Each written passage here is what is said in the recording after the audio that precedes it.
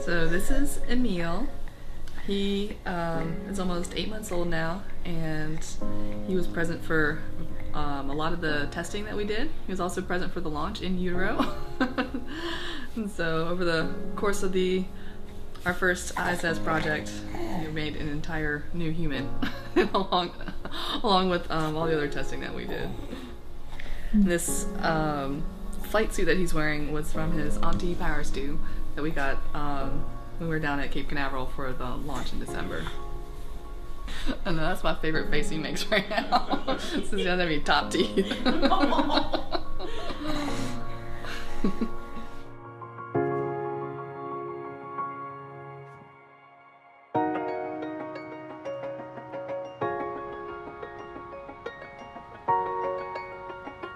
So we were running concurrent experiments on Earth and on station. So NanoRacks had gels at their facility, and they were getting the data from the experiments running on station.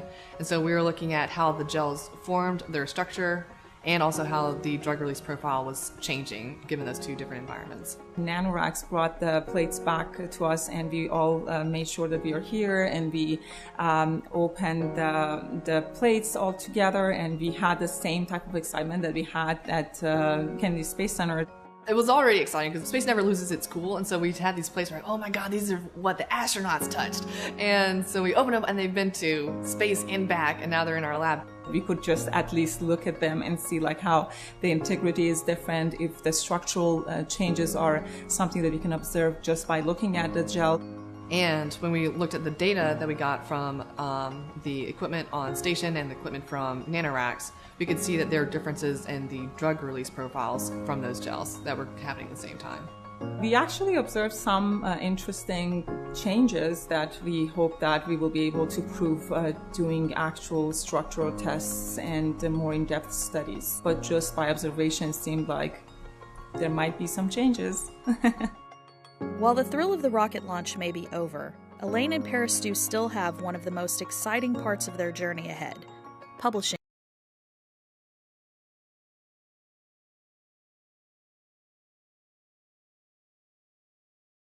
Is compiling on that data.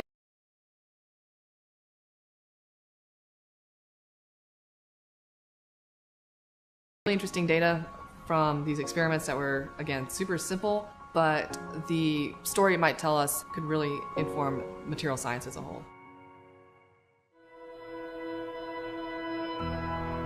You definitely feel a huge responsibility performing this research for others because you know how many years they've been working on the ground, and we often like to know the results. So personally, I stayed in touch with a lot of the scientists, and that gives us a lot of good feedback, and it gives us some closure too to know how important the science that we were doing up there really was. I think Rachel has something for you guys. Yeah. Is it for real? Oh my gosh! Hi, Serena! Oh my god! How are you doing? When they told me they were doing this, they said, hey, we'd like to try and set up at least a FaceTime call or something, and I was like, yeah, absolutely, this is great. Oh, this is a fantastic surprise. Where are you guys located? So we're in our laboratory in Richmond, Virginia. So our other full-time employees are also women. So we're an entirely women-run company. Fantastic. It just turned out that way, but it's been wonderful because we're all women engineers. Oh, hello. Here's our Joins. This is great. This is I'll great. show you the plate that you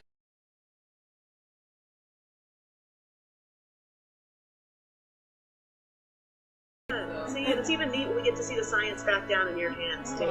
So sometimes it does go literally in a black box when we're up there, and we hope everything gets out safely. So, but thanks for letting me invade your space a little bit today, and good luck with everything you guys do scientifically, personally, professionally in the future. All right, thank you so much, Serena. Cool. Yeah. All right, It's good talking guys. to you. Yeah, very nice to meet you. And Yeah, happy Halloween. Happy Halloween. Yeah, it's hard to read this. Oh, I'm trying to think of anything that would be better than watching my own launch of research to the space station.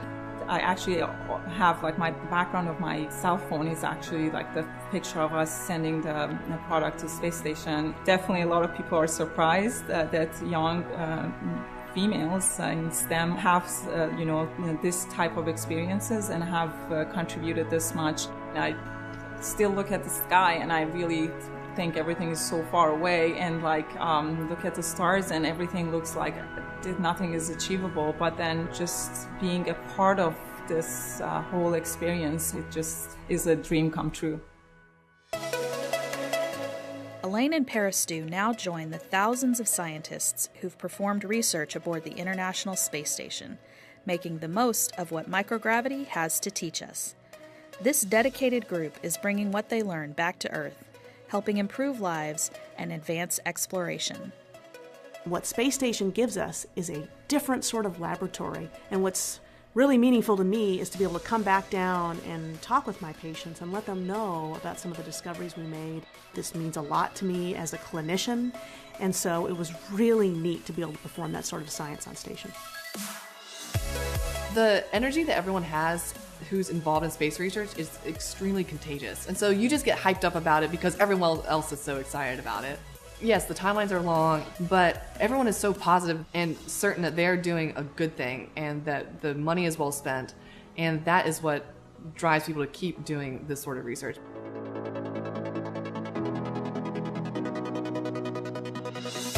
Microgravity still has more insights to reveal, and this laboratory, like no other, will continue to uncover them, one